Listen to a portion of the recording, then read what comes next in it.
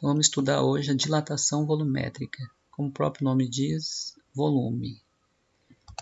A dilatação volumétrica é o aumento de um corpo submetido a aquecimento térmico que ocorre em 3 dimensões, a altura, o comprimento e a largura. A equação da dilatação volumétrica é dada pela forma variação do volume é igual ao volume inicial vezes o coeficiente de dilatação vezes a variação da temperatura. Uma coisa que vamos observar aqui é o coeficiente de dilatação volumétrico, que ele é 3 vezes o coeficiente de dilatação linear. A variação do volume, ou dilatação volumétrica, ela também pode ser calculada pela diferença entre o volume final e o volume inicial, dado por essa fórmula aqui. Se no problema, quando não der a variação do volume, você pode calcular por essa fórmula aqui e achar o volume final, ou o volume inicial, usando essa fórmula aqui. Então, um exemplo. Um paralelepípedo de uma liga de alumínio, ele tem coeficiente de dilatação linear de 2 vezes 10 a menos 5. E tem aresta que a 0 graus, ele mede 5 centímetros, 40 centímetros e 30 centímetros. A pergunta é, de quanto aumenta o seu volume ao ser aquecido a 100 graus? Então, a temperatura final de 100 graus, ele quer saber de quanto será o volume. Então, aqui temos os dados já. A variação do volume não temos, o volume inicial nós temos que é essas 3 dimensões, que é 5, 40 e 30. Fazendo a multiplicação dos 3, chegamos a 6.000.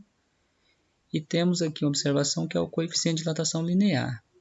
Sabendo que o volumétrico a gente não usa o linear, a gente usa 3 vezes o linear. Então, multiplicando isso aqui por 3, chegamos a 6 vezes 10 a menos 5. A variação da temperatura, a temperatura final menos a temperatura inicial. Então, chegamos a 100. Então, vamos à fórmula. ΔV é igual a V0 vezes o coeficiente de dilatação volumétrico, que é gama, e vezes a temperatura, a variação da temperatura. Então, temos os dados aqui, que é o 6.000, 6 e 100. Então, multiplicando os termos aqui, chegamos a 3.600.000 vezes 10 a menos 5 centímetros cúbicos. Então, aqui já temos a resposta. Mas se nas alternativas não tivesse aqui, a pessoa converteu lá, então você tem que converter também. Convertemos, temos os 3.600.000 dividido por 100.000. Por que 100.000? Porque aqui ó, o expoente além de ser negativo, divisão aqui, então é negativo. Temos um 5 aqui, então equivale a 5 zeros aqui para trás. Dividindo, chegamos a 36 centímetros cúbicos. Essa é a resposta. Então vamos para o exemplo 2. Um bloco de alumínio tem volume inicial de 200 centímetros cúbicos, a temperatura de 20 graus Celsius. Calcule o volume final desse bloco a temperatura de 120 graus Celsius. Ele deu uns dados aqui de que o coeficiente de dilatação linear equivale a 2 vezes 10 a menos 5. Então aqui, como é volumétrico, trabalha com volume, então isso aqui só é um dado pequeno. Então temos que multiplicar por 3 para chegar no volumétrico.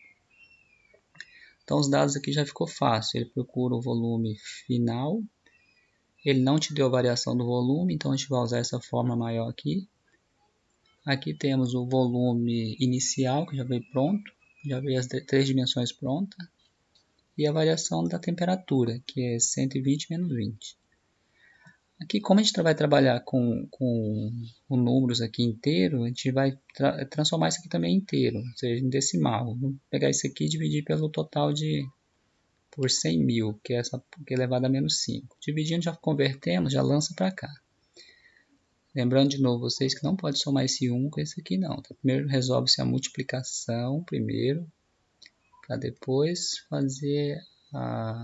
depois continuar o cálculo, fazer a soma normal aqui, tá? Essa adição normal. Então, temos aqui, multiplicando esse com esse, deu 0,06. Agora sim, pode somar com mais um. Depois, multiplicar por 200, chegamos nesse cálculo aqui. Lembrando, se você somar esse com esse, fizer a multiplicação, vai dar um valor totalmente errado, totalmente diferente. Vamos para o exemplo 3. O exemplo 3 é um exemplo à parte. Aqui ele diz que um material ele possui coeficiente de dilatação linear igual a 1,5 vezes 10 a menos 5. Então, aqui nós temos o coeficiente de dilatação linear. A pergunta é, qual é o coeficiente superficial e volumétrico desse mesmo material? Então, se ele te deu um linear e quer saber o superficial e volumétrico, só basta você multiplicar por 2 para achar o superficial e multiplicar por 3 para você achar o volumétrico. Caso contrário, se ele tivesse te dado um beta e pedido um alfa, você ia colocar o beta aqui e fazer a divisão normal. Beleza? Espero que tenha compreendido. Até a próxima.